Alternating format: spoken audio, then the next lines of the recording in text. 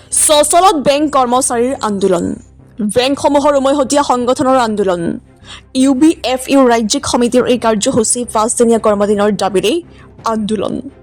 দাবী মানি নললে পুনৰ আন্দোলনৰ হুংকাৰ আমি পুনৰবাৰ জনাইছোঁ মুহূৰ্তত সচলত বেংক কৰ্মচাৰীৰ আন্দোলন বেংকসমূহৰ উমৈহতীয়া সংগঠনৰ আন্দোলন UBFU ৰাজ্যিক সমিতিৰ এই কাৰ্যসূচী ৫দিনীয়া কৰ্মদিনৰ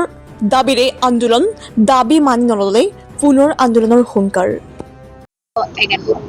আমি আজি ইয়াত এই প্ৰতিবাদস্থলীত সচলৰ আমি গোটেই বেংক কৰ্মচাৰীৰ বিভিন্ন বেংকৰ কৰ্মচাৰী আহি ইয়াত সমবেত হৈছোঁ এইটো কাৰণেই আমাক 5 ডেজ বেংকিং লাগে এই 5 ডেজ বেংকিং কিয় লাগে কাৰণ এইটো এটা চুক্তি হৈছিল যিটো চুক্তিক এতিয়া তেওঁলোকে মানা নাই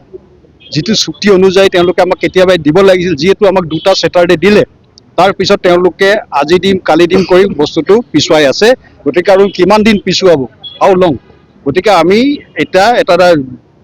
বোল্ড ডিচিশ্যন লৈছোঁ এই ডিচিশ্যন লৈ আজি সমগ্ৰ ভাৰতব্যাপী আজি এই ধৰ্ণা কাৰ্যসূচী হৈছে পৰ্যায়ক্ৰমে কাৰ্যসূচীৰ ইণ্টেনচিফাই হ'ব আৰু আমি 3rd জানুৱাৰী 3rd উইকত আমি সৰ্বাত্মক ষ্ট্ৰাইক ধৰ্মঘটৰ আহ্বান জনাম তাৰপিছত দেখা যাব যদি ধৰ্মঘটত সফল নহয় আৰু আমি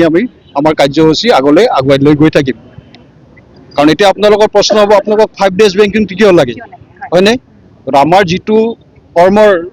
প্ৰেছাৰ হৈছে মানে ৱৰ্ক লাইফ বেলেঞ্চ জীৱন আৰু জীৱিকাৰ যিটো সামঞ্জস্য নোহোৱা হৈছে ভাৰসাম্যতা নোহোৱা হৈছে যাৰ ফলত আমাৰ বহুতো কৰ্মচাৰীয়ে আত্মসন্মানৰ পথ নিজে বাছি লৈছে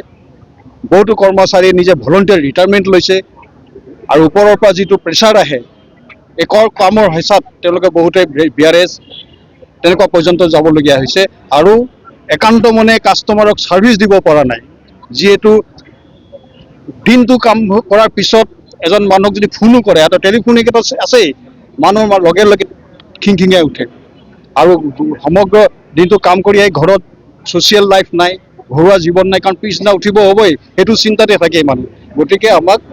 সপ্তাহত 5টা দিন বেংক লাগে আৰু এইটো সমাজৰ কাৰণেও লাগে গোটেই কাষ্টমাৰ এটা বেটাৰ ছাৰ্ভিচৰ কাৰণেও আমাক লাগে